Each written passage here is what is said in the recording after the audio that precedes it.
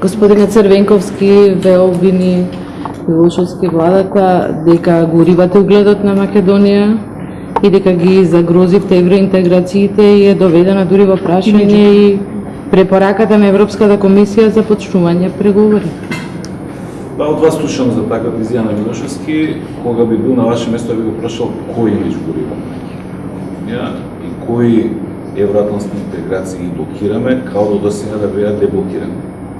Ако некој го уриваше во континуитет имиджот на Македонија и ако некој со својата политика придонесе да бидат целосно блокирани евро и евроатлантските интеграции, тоа е токму владата на премиерот Груевски, каде што Милошевски е министер за надворешни работи. И уште нешто сакам да кажам.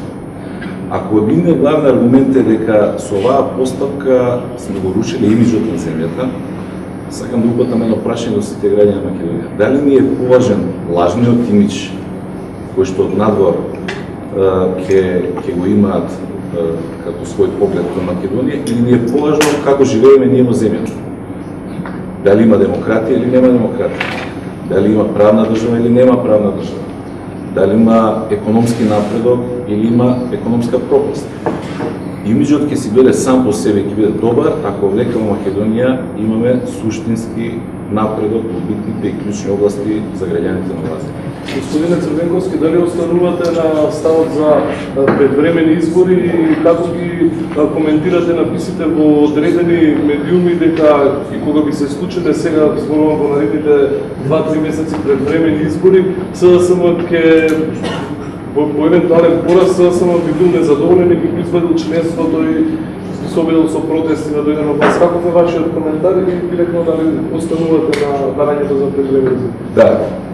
Значи, јас сметам дека Македонија се наоѓа во таква економска, социјална и политичка криза, што единствен демократски начин таа криза биде надмината се предвремени парламентарни избори. Меѓутоа, во исто време напоменувам, предвремени парламентарни избори кои ќе бидат демократски, фер и регуларни. Ако Груевски има намера да ги затвори сите критички настроени кон него и неговата власт медиуми, да го исчисти медиумскиот простор и да направи медиумско едноумие. Ако Груевски има намера да ги злоупотребува јавните фондови и буџетски пари за партиска кампања и да донесе изборен закон тако како што само не му одговара, тогаш нека него лаже умот.